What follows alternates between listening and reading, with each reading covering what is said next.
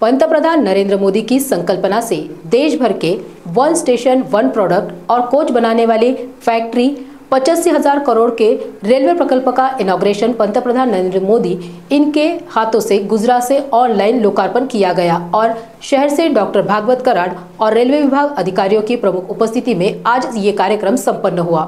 देशाचे यशस्वी प्रधानमंत्री माननीय नरेंद्रजी मोदी यांनी आज संपूर्ण देशभरातील वन स्टेशन वन प्रोडक्ट तसेच कोच बनवणाऱ्या कंपनी फॅक्टरी यांचा लोकार्पण सोहळा संपन्न झाला।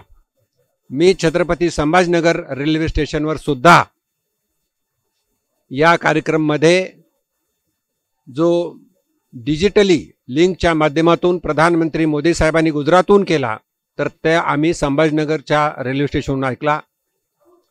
यामध्ये या भागातील जो प्रॉडक्ट आहे चिक्कीला महत्त्व दिलेलं आहे। वेगवेगळ्या प्रकारच्या चिक्कीचं ज्यावेळेस प्रवासी या स्टेशनवर येतील त्यावेळेस त्यांना प्रत्येकाला चिक्की खायला मिळेल आणि त्याचबरोबर साधारण आज 85,000 कोटीचे रेल्वे प्रकल्पाचं उद्घाटन लोकार्पण सोहळा प्रधानमंत्री मोदी साहेबांनी केला।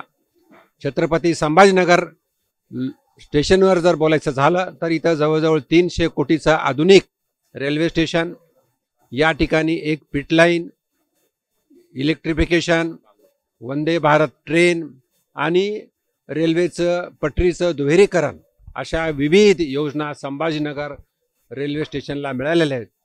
आणि मागच्या 10 वर्षामध्ये संपूर्ण रेल्वे भारतीय रेल्वेचा चेहरा मोहरा बदलण्याचं काम माननीय प्रधानमंत्री मोदी साहेबांच्या नेतृत्वात झालं। साध्या गोष्टी असतील, स्वच्छता असेल, लोकांना खाण्यासाठी व्यवस्था असेल, सर्वच गोष्टीची व्यवस्था केलेली आहे। म्हणून मी संभाजीनगर वासियांच्या वतीनं माननीय प्रधानमंत्री यांना धन्यवाद देतो।